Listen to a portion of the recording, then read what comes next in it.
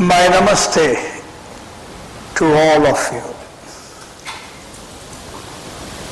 and I welcome you all for this uncommon retreat. And at the very outset, I would like to say one thing, and that is, thank you, HP, for organizing this event for all of us. Well begun is half done. And so I thank Narad.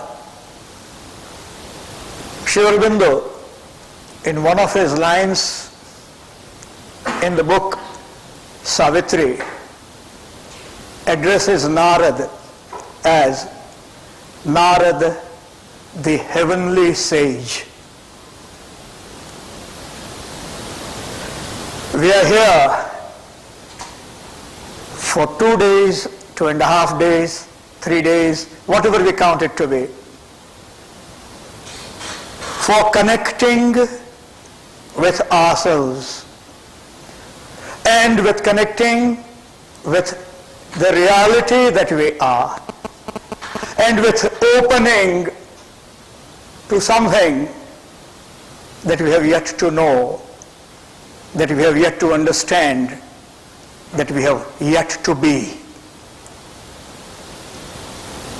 The topic today that has been selected for me is to talk to you about Aurobindo and the mother mainly, and about the integral yoga.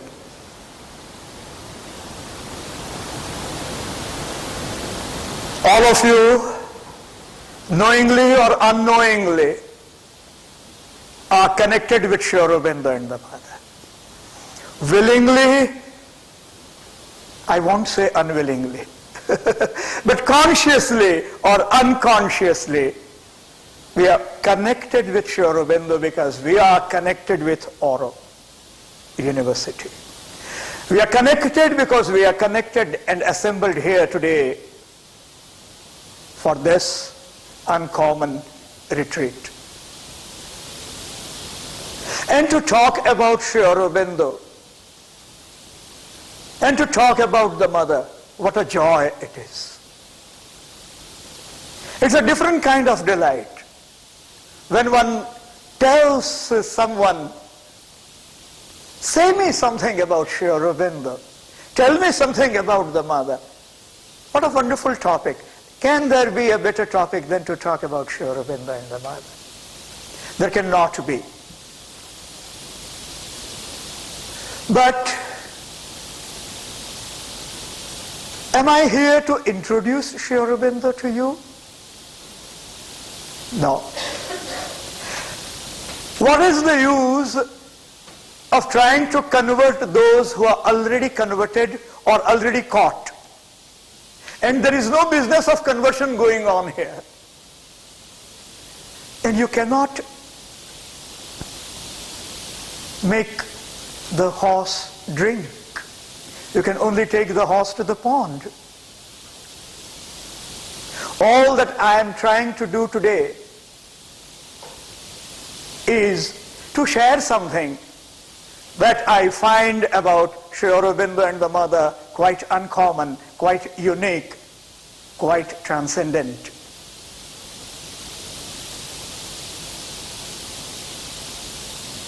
Do we know Aurobindo?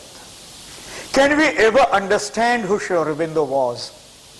Are we in any way capable of expressing what the mother was, in knowing, in understanding? Forget Aurobindo and the mother. Do we understand any other human being?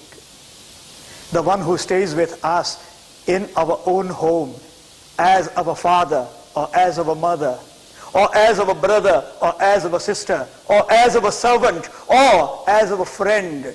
Have we ever understood them totally? It is always something like, oh, Brutus, thou. And always the wife tells to the husband a common dialogue. Had you married with someone else, you would have known. We don't understand each other because we don't understand ourselves. We don't know anybody, and we cannot fully understand and opine about anyone because we have not yet contacted our own self. We have not yet made an endeavor to know who we are. And then we very easily pronounce judgments on, oh, Sri Aurobindo, he is too difficult. Oh, Savitri, it makes me feel asleep. Have we made the right attempt? I tell you, in the Bhagavad-Gita, there is a beautiful shloka which talks about the soul, the presence within. And Lord Krishna talks about the soul like this. Ascharyavat pashyati kashchidenam ascharyavat vadati tathaiva chanyah ascharyavat cha enam anyah shrunote shrutva api enam vedana chaiva kaschit. It is with a sense of wonder, ascharyavat. It is with a sense of wonder that one beholds this divinity, the soul. And someone else, the other, speaks in the language of astonishment. And the third listens to it, wonderstruck. But even after listening, one understands nothing. One knows him not fully. Because these are the things which are to be experienced firsthand. When we talk about Sri Aurobindo, it is like a small baby in the family talking about his father, talking about his grandfather. What does the child tell to the other child of the neighborhood? Oh, my father has so much of wealth. Oh, my father is so strong. It is in this language that we talk. Please, I will tell you that whatever I am going to put before you is something that is quite common, something that is quite on the human plane. But if we make an endeavor to take a second step, to go inside, to know inside, then perhaps it will help us in a different way. How do we understand and come in relation with the divine? How do we come in relationship with the divine? There are three stages. One, that is how we begin. And that is the outside introduction. How do you know Krishna? How do you know Shiva? Krishna wears a yellow pitambar. He has the feather of the peacock. He has a bansuri. He has one cow by his side.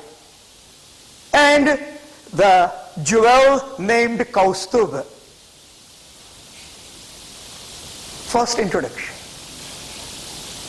Then when we graduate from this introduction, we go to the second level and we try to understand, yeah, I know Krishna. But it is all outside. I want to know Krishna not only by his dress or what is there on his head. I would like to understand, yes, Krishna is all Leela-maya. Krishna is all delight. Krishna is all wonder. Krishna is all breaking of the bonds, unrestricted. Fine. Still, me and Krishna are different. But the third stage comes when we feel united from within. That is the real introduction. As in the Bhagavad-Gita, Lord Krishna tells us, Sarvasya chaham hriday sannivishtaha mattah smrtih jnanam apohanancha vedaischa sarvai ahameva vedyah vedanta krit ved videva chaham. I am seated in the heart of everyone. The day we understand this divinity seated within the heart of us all, the outside vanishes, the qualities vanish, and we start experiencing oneness. Shall we begin our introduction to Sri Aurobindo? And how do we know him? And how do I know him? And how do I introduce you to him? Are we sitting here to take an interview of Sri Aurobindo? Does he qualify to be a faculty member in Auro University? Can he come here and teach? What is his biodata? What kind of dress he would wear and come? And what examinations he appeared and passed? And what he has done? That would be outside things.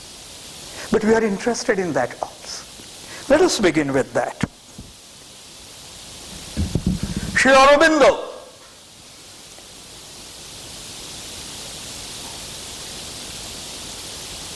The meaning of the word Aravind in Sanskrit is lotus.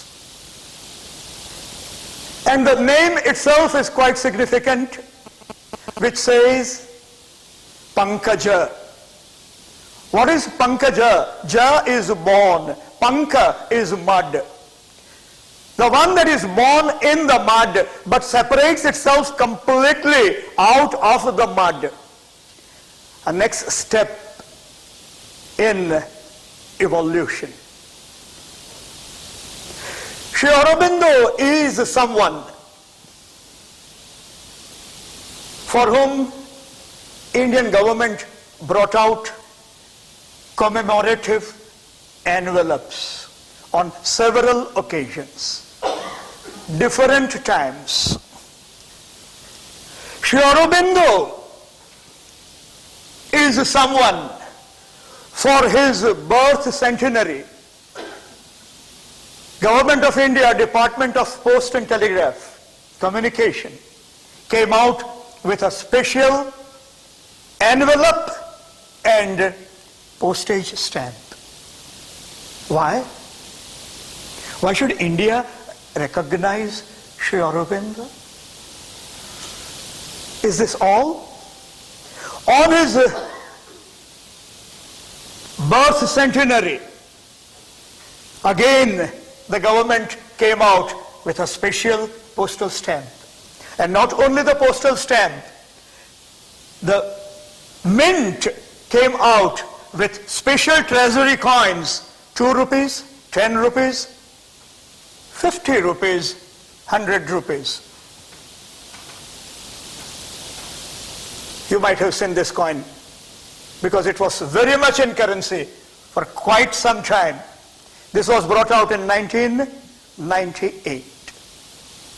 125 years of Sri Aurobindo's birth. Why? Who was Sri Aurobindo? Because the government recognizes him, we feel proud that he was someone great. We need somebody else to tell us the Sri Aurobindo was someone quite different? Do we need Swami Vivekananda to go first to the West and then we say, oh, our Swami Vivekananda? Do we wait for Kavivar Rabindranath Tagore to receive the Nobel Prize and then the poets of Calcutta get together and invite Kavivar, we want to honor you, please come. And he simply refuses. I was there with you all these days. You didn't know me? It is not Sri Aurobindo's loss if we don't know him. It is not Sri Aurobindo's loss, I tell you. We are at a loss if we don't understand him. Remember this statue. Have you seen this? By mistake, if you had some time switched on Doordarshan, and even by mistake, if you had seen Sansad Samachar, it began with several statues, busts, and this is the one. Where is this? It is outside the Parliament House of India. Why should the government of India put Sri Aurobindo there? And not only outside, full life-size, bigger than the life-size bronze of Sri Aurobindo inside the Parliament House of India. Why? We want to know Sri Aurobindo, do we not? And perhaps you all have read a little about his life. Someone might have read much more about his life. I am not going to deal into those details like that. I am going to request you to contact Sri Aurobindo. And here, inside the Parliament, this is the stage.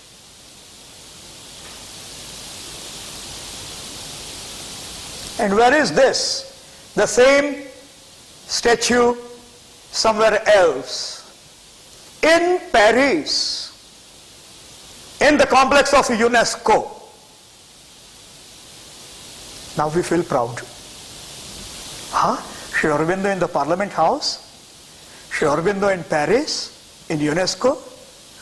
And here we are in the Oro University. Here we are sitting together for a retreat in the name of Sri Aurobindo.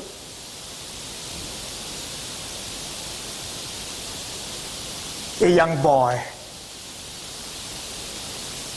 born in India,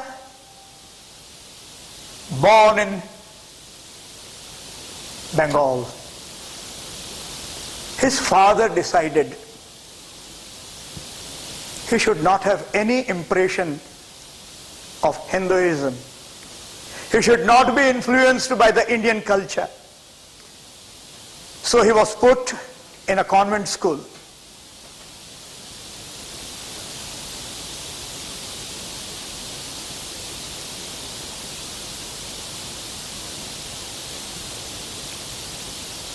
So he was put in a convent school and soon sent abroad to receive fully westernized education. From there, studying in London, in King's College, appearing for the ICS examination, passing all the papers, he refused and reclined and avoided one examination, the horse riding examination. And so he was not awarded the ICS, the government job in India. When in London, 2-3 things happened during his student life. One, he became a member of an organization that was working for the freedom of India. And they formed an organization which was named Lotus and dagger. Again, the word lotus becomes important. And the second important thing that happened in London was that Sri Aurobindo, while reading the Upanishads, got the mental experience of the Atman. We are often told that the life of Sri Aurobindo, the spiritual life of Sri Aurobindo, begins after his going to the jail. That is not the fact. This is recorded. It began very much in London. And when he came down to India for the first time after completing, as he set his foot on the Apollo Bandar at Bombay, at that time Gateway of India was not there. The moment his feet touched the land of Mother India, the soil of Mother India, a vast calm descended upon him. This was another spiritual experience which he got. While there in London, taking his education, he had not only studied English, but he had studied Latin and Greek. And it is said that Sri Aurobindo ultimately knew about 16 languages.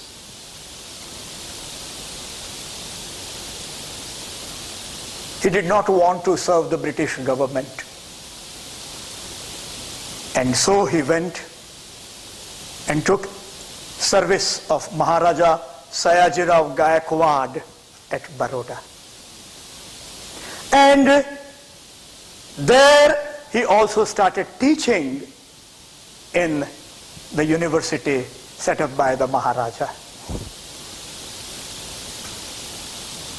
With Maharaja and with his wife, Mrinalini Devi, he visited several places. The one most important of it was Nainital and Kashmir. While in Baroda, while serving Maharaja, while going by a horse carriage, one day what happened was there was a threat of an imminent accident. Sri Aurobindo was inside the carriage. And this is how Sri Aurobindo records it. The divinity, some divinity from inside surged out from within and averted the accident. That was one important experience that he had while in Baroda. While in Baroda, he started visiting some of the saints. One of them was Swami Brahmananda. Swami Brahmananda, it is said, was of the age of 400 when Sri Aurobindo met him. Sri Aurobindo has himself recorded some notes on Brahmananda which are available in the collected works and the centenary editions of Sri Aurobindo's birth centenary library volumes. He says 400 might be an exaggeration, but he was much more in age and really a wonderful man. And Sri Aurobindo has met him not once, but more occasions. And if I can say, the word that Sri Aurobindo has used for Brahmananda, that he had gone there for his darshan and blessing. What a beautiful way of putting. Sri Aurobindo himself writing this. What was he looking for in Baroda days? The preparation for the armed revolution for the freedom of India had already started. Sri Aurobindo was already a revolutionary. And his nationalistic part we all know too very well. He left his job of Baroda and went to Calcutta so that he can do this work in much nicer manner. Those who stayed with him in Baroda, those who had the experience of Sri Aurobindo in Baroda, remember that whatever pay he would get, he would leave it in one tray. All the money there. Don't try it at home. We have that serial coming up on the television, replace Believe It or Not, and then they tell it, don't try it at home. Because you are not supposed to try it at home. Sri Aurobindo would live his entire salary in one tray, open cash. And when someone told him, somebody must be picking up things, you must be losing money, he said, something remains till the end of the month. What kind of an attitude?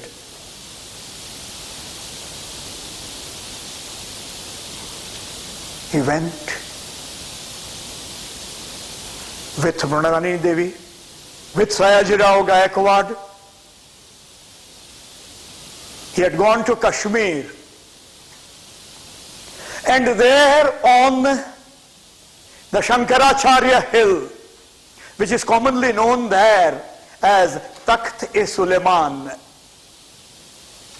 on the top of the hill, he had the experience of the nihil, the vacant infinite.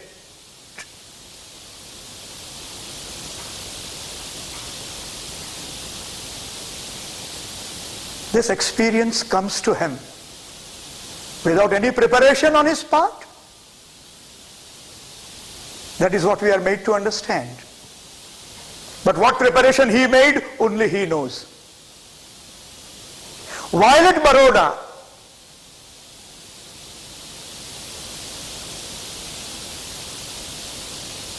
moving on the banks of river Narmada, he goes to a Kali temple. And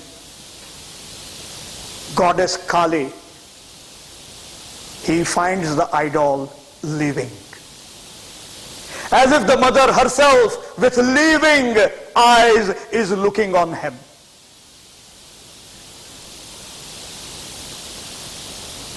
All these, together with the spiritual experiences, intermingling totally, the priority work that he had taken at that time was freedom of India. He had formed a secret society himself in Calcutta with his brother Barin Kumar Ghosh. He had gone to Calcutta. And at that time, what Sri Aurobindo was and what was his impact, you should read the words of Netaji Subhash Chandra Bose. This is the photograph of Sri Aurobindo when he had come to Surat to attend the annual convention of the Indian National Congress.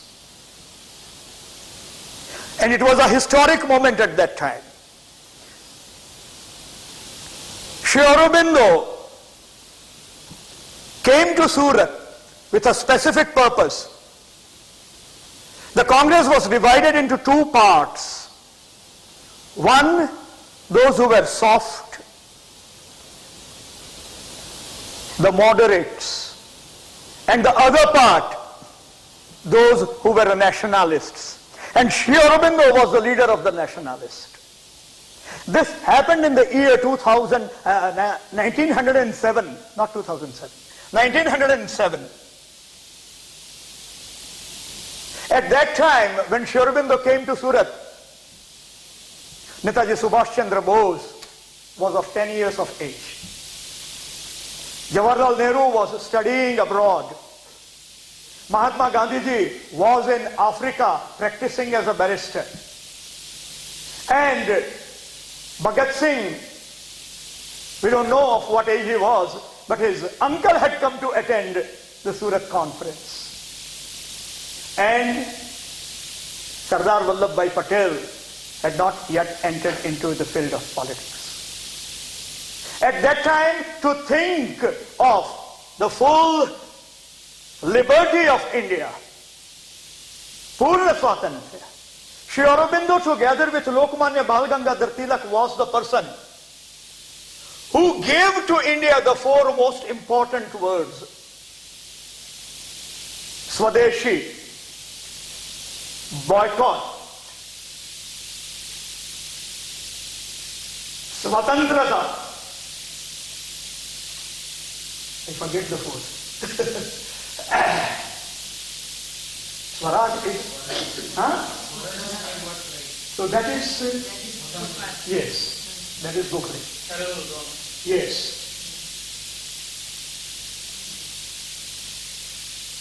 Sri Aurobindo wanted to make use of his yogic powers for achieving freedom of India. From here, this is again Sri Aurobindo in Surat. From Surat he again goes back to Calcutta. But before going back to Calcutta, he goes to Baroda. From Surat he goes to Baroda. And in Baroda, something great happens. Barin had organized one meeting of Sri Aurobindo with a Maharashtrian saint, Vishnu Bhaskar Lele. And Vishnu Bhaskar Lele instructed him. And Sri Aurobindo sat alone with Vishnu Bhaskar Lele, following his instructions. And within a very short time, he could achieve, which takes years and years for other sadhaks to achieve, complete silence of the mind, the vacant mind, wherein there is no thought in the mind, there is no language, nirvana.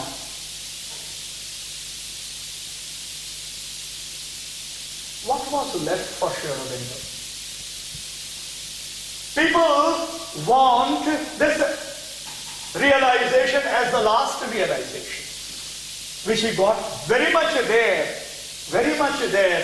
in Baroda, and he remained in that state, at least in the beginning, for 3 days, but that is not the true thing. Sri Aurobindo says, after that, he has never thought as an ordinary human being thinks. Can we understand what kind of consciousness, what state of consciousness Sri Aurobindo had? In Calcutta, after going back from Gujarat as a revolutionary, he was arrested for making bomb and exploding bombs against the British government. And he was put into the jail.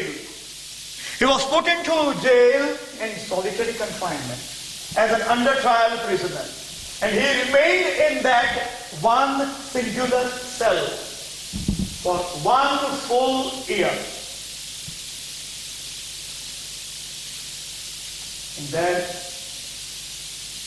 In that jail, whenever you go to Calcutta now, please visit that place. The government has kept that room as sacred as they can keep it. It has been kept separate. Sri Aurobindo's portrait has been put there. This is exactly the photograph from the jail records. 2 major events happened in Alipur jail.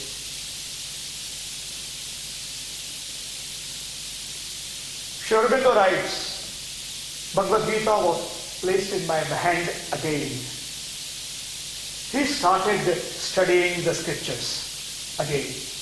He was so very much busy in the activity for the freedom of India that on the personal side, Perhaps he was not finding the time enough. And he writes in his Tales from the Prison House, the small book, if you ever get it, read it. This is why Lord put me there in the jail, that I can do something different. Swami Vivekananda appeals to Sri Aurobindo in the jail and explains to him the complex part of Raja Yoga. And this is not for a day or for an hour. It continues for several days, almost a week long. Sri Aurobindo was going through several yogic experiences there in the jail. And people have the fancy in writing fanciful biographies of Sri Aurobindo. And one of them wrote in one of his biographies, which came to Sri Aurobindo, that while in the jail, he was levitating always and meditating while levitating. You know what is levitation? The body defies the law of gravitation and goes up. You think of any of the gurus today, if someone says that he levitated and meditated, he would be too happy, would permit the rumor to go ahead. Sri Aurobindo says, no, that was not the case. It happened only once with me. My entire body was lifted from the ground, but my hand was still in contact with the ground. It was a very, very odd position. The body had levitated, and one of the guards saw that and informed the jailer. And from that day, things changed for him. But this is not all. In this jail,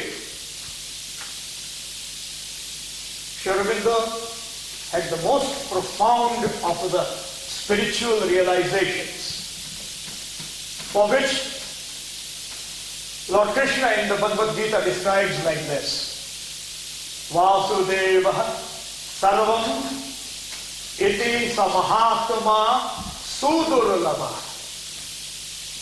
Sri Aurobindo, while in that small cell, experiences Vasudeva, Krishna, as everything, sarvam. And he writes about this realization in very clear language. The blanket on which I was sleeping was Vasudeva. The blanket with which I covered my body was Vasudeva embracing me. The walls of the prison house was Vasudeva.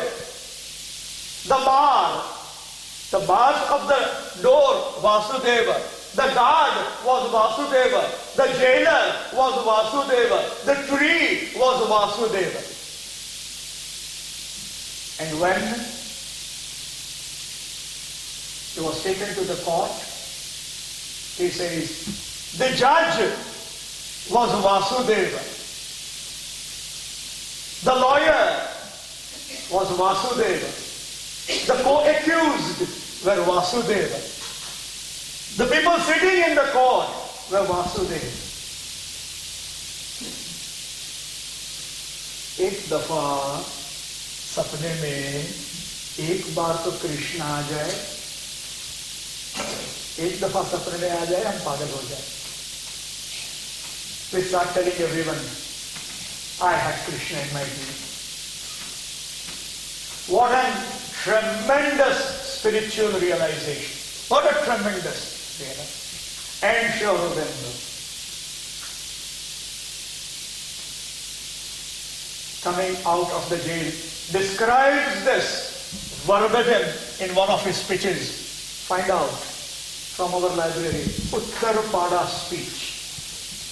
Uttarpada is the name of a small village, wherein after his release from the jail, he was acquitted. He was not convicted. Others who were arrested with him were convicted, but sent to Andaman jail. His brother was sent to Andaman jail. But Sri Aurobindo, there is another story. Oh, how many stories can we talk? Sri Aurobindo would also have been convicted. Because one of the members of the secret society who was in the jail had decided to become the witness for the government. And somehow the others, they managed to smuggle a revolver in the jail. And in the presence of others, one of the revolutionaries point blank shot that person who was to become the witness of the government. He was arrested. The one who loved the motherland as Mother India, Sri Aurobindo, one aspect of his life is that of Mahayogi. One aspect of his life, unbreakable, is that of a Mahayogi. And from Alipur jail comes to Uttarpada and Pondicherry. While in Calcutta, after his release from the jail, he receives an Adesh, go to Chandranagar, and he takes immediate steps, boards the boat and goes to Chandranagar. Stays there for a short time. And then he writes himself, he got an Adesh, go to Pondicherry, and he goes to Pondicherry. The biographers, all kind of biographies they write. And there are political writers who write that it was because Sri Aurobindo was afraid of being arrested second time that he left in secrecy Calcutta and went to Chandranagar. And when he found that it was also not very safe, he simply went to the French India, Pondicherry. Fine, good logic, perhaps. Believe them if you want to believe them. Sri Aurobindo himself writes, and if we have faith in what Sri Aurobindo writes, he says, I got an Adesha. And Adesha is a direct command from the divine. When you get an Adesha, you can't do anything otherwise. In Pondicherry, he went there in 1910. In 1914, for the first time, the mother came to Pondicherry. And then, in 1920, she came down to Pondicherry permanently. Sri Aurobindo, who had profound realizations on the path of the yoga, entered into a different kind of sadhana. What kind of sadhana Sri Aurobindo did is not the topic today. We are not going to discuss that. I want to introduce a Mahayogi to you. I want to introduce one Vibhuti to you. I want to introduce an avatar to you. For what work he had come. For what message he had come. Please find out for yourself. He had the realization of Vasudeva in Alipur jail. And we all at Sri Aurobindo Ashram celebrate the 24th of November as the Siddhi Day. And on that day in Pondicherry, in 1926, the Krishna consciousness descended into the physical body of Sri Aurobindo, each cell of Sri Aurobindo. Now all these stories, Ashcharyavat, Pashyati, Kashchidena. If you want to believe, you believe. If you don't want to believe, don't believe. I can present before you the views of great men who have spoken about Sri Aurobindo when they have met Sri Aurobindo. Find it out. Read what Rabindranath Tagore has to say about Sri Aurobindo. What Kanhaiya Maniklal Munshi has to say about Sri Aurobindo. What Arnold Toynbee has to say about Sri Aurobindo. What Subhash Chandra Bose has to say about Sri Aurobindo. Does Sri Aurobindo need a certificate of ordinary human beings or great political leaders or internationally famed people to prove his greatness? No. That was not Sri Aurobindo. Having gone to Pondicherry, he does not go out for a day, out of Pondicherry. Out of Pondicherry? No, not out of the building he was staying, except when he changed the building. Sri Aurobindo left his body in 1950. He stayed in Pondicherry for 40 long years. And perhaps for 4 times he changed the building and he has gone out. Did he go for an evening walk on the seashore every day? Perhaps not. And for the last 20 years, he was in his room, not even coming down. What kind of sadhana he did? What is integral yoga? What is the vision of Sri Aurobindo of the future? What does he mean by the word evolution? What does he want to convey to us by the word involution? What does he mean by Purusha, Prakriti? What does he want to tell us about what is overmind and what is supermind? And what does he want to teach us when he says, come in contact with your psychic being? That is the first thing to be done. You all will see while listening. You will all learn while listening to different speakers in this retreat. It's a privilege, I tell you, to know the word Sri Aurobindo. Someone told me, and someone told me very nicely, that Sri Aurobindo was from India and the mother was from France. Had Sri Aurobindo gone out of Pondicherry and toured the major cities of India once, Chennai, that is Madras, Trivandrum, Puri, Calcutta, Madurai, Surat, Bombay, Delhi, Nagpur, whatever the major cities, and come back to Pondicherry, he would have established another religion. And the mother, because she was from France, had she gone to the continent, at least, if not to USA, one tour of the continent, she would have come back with 1 million followers. What is the name of Sri Aurobindo? Arvind. And what is the meaning of the word Arvind? Lotus.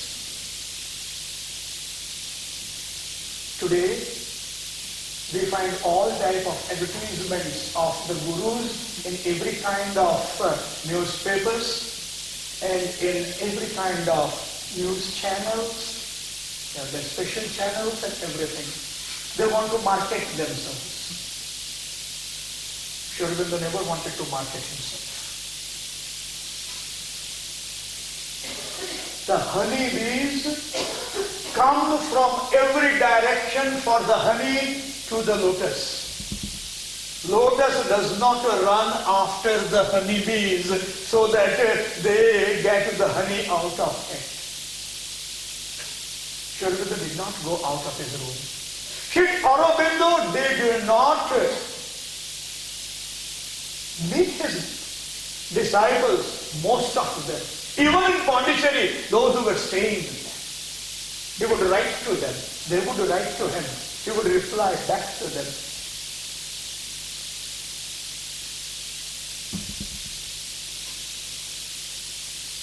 There he started writing Karma Yogin. There he started writing Bande Mataram. Bande Mataram was from Calcutta days. There he wrote all his major works from Pondicherry. These are the photographs of Sri Aurobindo. Early days in Pondicherry. We have in our library the collected works of Sri Aurobindo. For the Birth Centenary Library, it consists of 30 volumes. And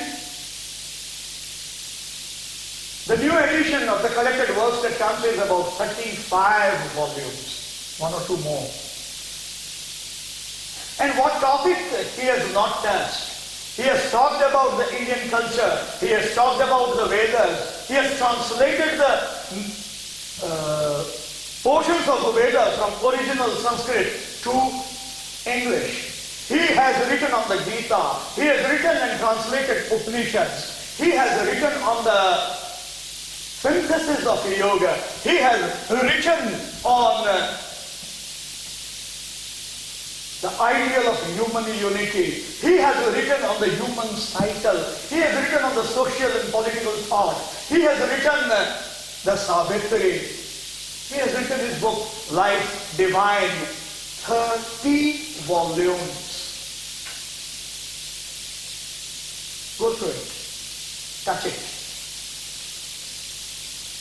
This all was happening, most of it, except the Karma Yogin part of it in Pondicherry.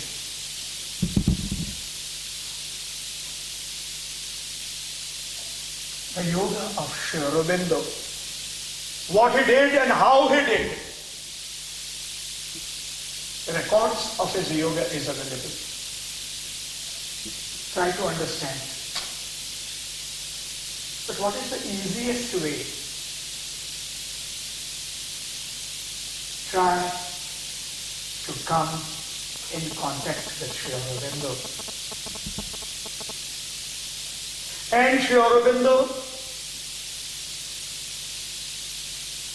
who would give his darshan 4 times in a year with the mother, would sit quietly on the sofa chair.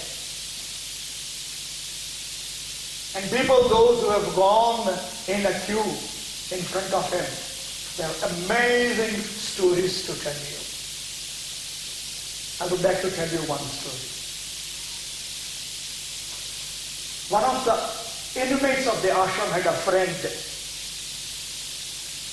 And that friend had gone to Pondicherry. So the inmate requested his name also to be included for Sri Aurobindo's darshan. And the friend thought, okay, fine, when I will come, I will also see how Sri Aurobindo looks, what kind of features he has, how he sits. He wanted to see out of curiosity. And for the darshan, one person after the other goes. These two also pass. And Sri Aurobindo would sit looking into the infinity. The next day, when that inmate goes to Sri Aurobindo calls him and says,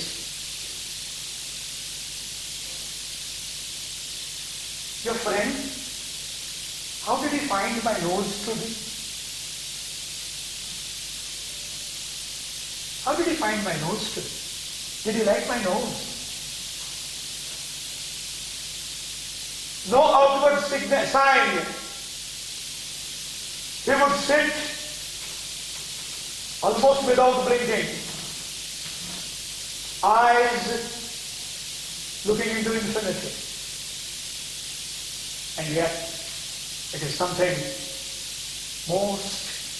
most divine that would happen when one would go to meet him personally. We have less of time. I have to talk to you about the mother also. I will tell you only one thing about Sri Aurobindo. When he left his body, the mother saw light coming out of his body. And she told, we are not going to disturb this body. Dr. Sanyal was there at that time. And he said, but mother, I don't see any light. The mother touched him. And he could see that light. Several people have gone to have Sri Aurobindo's last darshan. Several of them in a long queue. Many have witnessed that light. There was no decomposition of the body. How long can you keep the body? He left his body on 5th of December. The mother told on the 9th of December that now the light has receded and we can keep the body intact in Samadhi.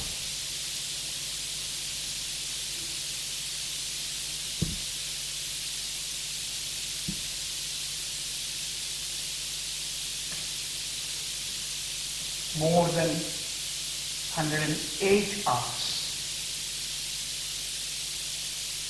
This is the darshan photograph. 4 times in a year, Sri Aurobindo and the mother would sit on a single sofa and give darshan. That was the only occasion when mother would sit on the same sofa with Sri Aurobindo. Otherwise, she would be on a different chair or sometimes on a stool. Who was the mother? We will see after. Will we take a break? My time finishes at 10, but I started a little late and I will finish a little fast. 10 o'clock we will conclude. Or 5-10 minutes more. Will you excuse me? The mother.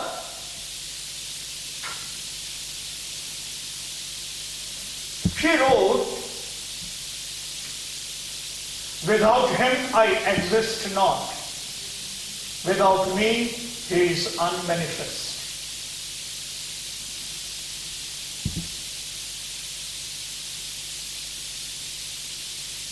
As I was talking to you about Sri Aurobindo, I can also talk about the mother in a different way and try to put her other achievements first and then go to the spiritual one. Sri Aurobindo Ashram. About 1,500 inmates today. All came to live for the mother, to do the yoga. When Sri Aurobindo had his Siddhi, on the Siddhi day, the overmind descending in his physical body, 24th of November 1926, he retired for more intensive sadhana and handed over the charge of the entire ashram and the sadhaks to the mother. Her name was Meera Alfasa, and she created the entire ashram. When Sri Aurobindo was there, he was there with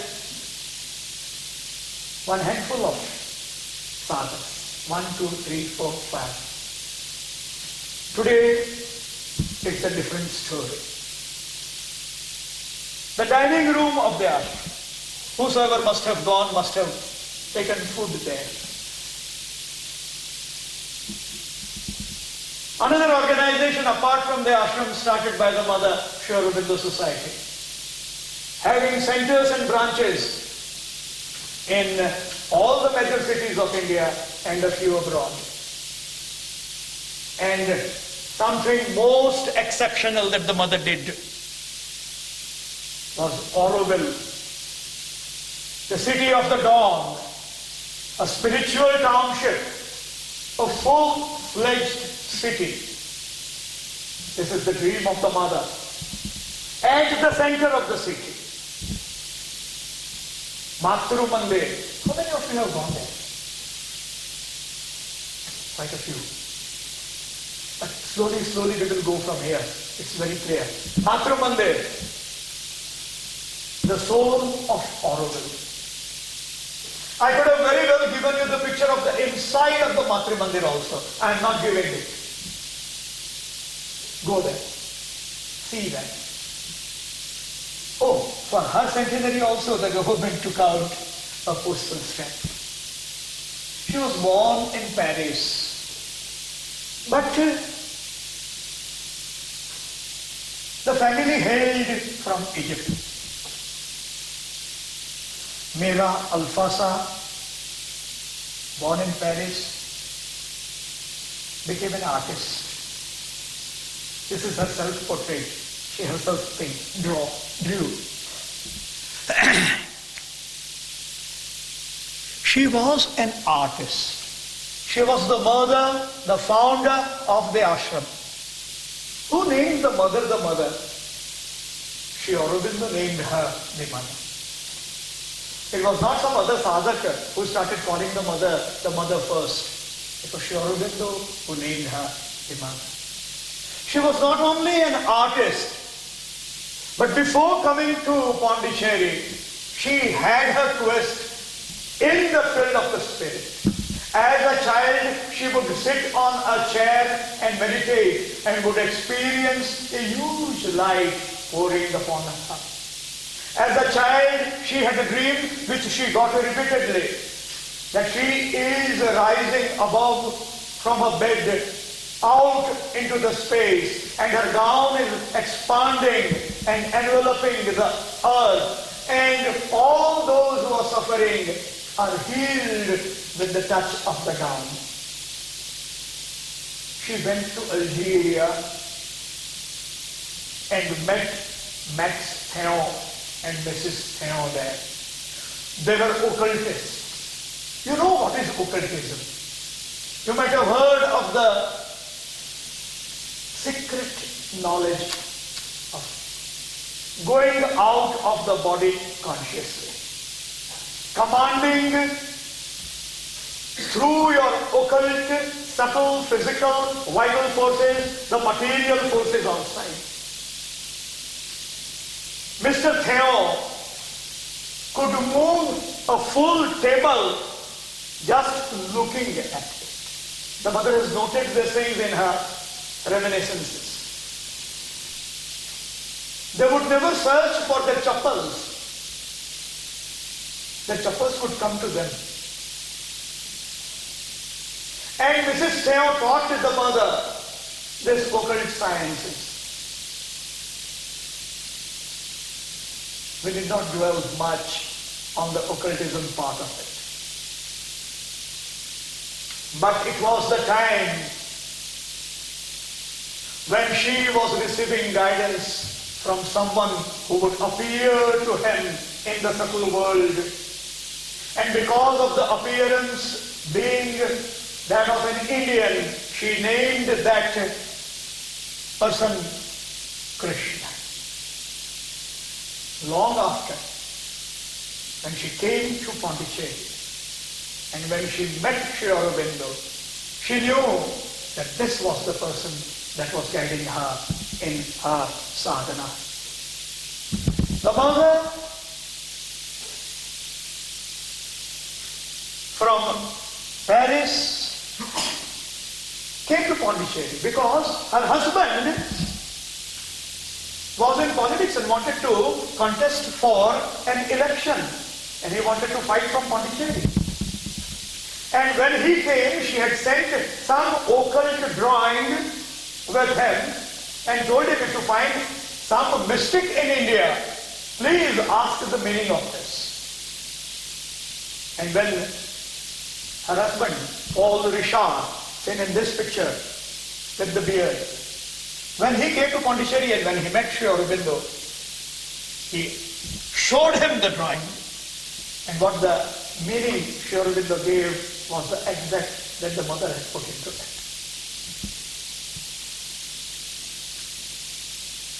She came to India, she met Sri Aurobindo. These are the pictures of the mother in Japan. When she came to India and met Sri Aurobindo, at the very first meeting, she completely surrendered to Sri Aurobindo. All the knowledge that she had, all that she had learned, she wrote, "I am like a blank slate, and I want to learn." And Sri Aurobindo notes that he has not seen a surrender like that. And he has put a beautiful comment that perhaps only ladies can surrender like that. She went back to Japan. And from there, she came back to India. In this picture you can see the mother with Kaivalya Rabindranath Tagore. And Kaivalya invited her to come down to Calcutta and lead his own organization.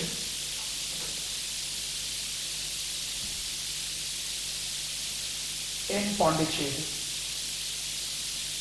Once she came to Pondicherry, she also did not go out of Pondicherry, except crossing the limit, perhaps to sign certain documents so that they are legally signed in India and not in a French territory, except to buy something from across the territory.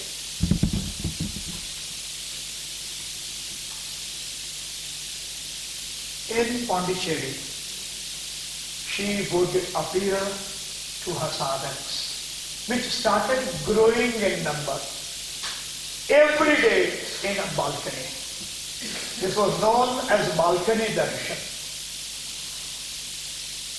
Every day in the morning at 6. People would stand on the road and she would come and appear.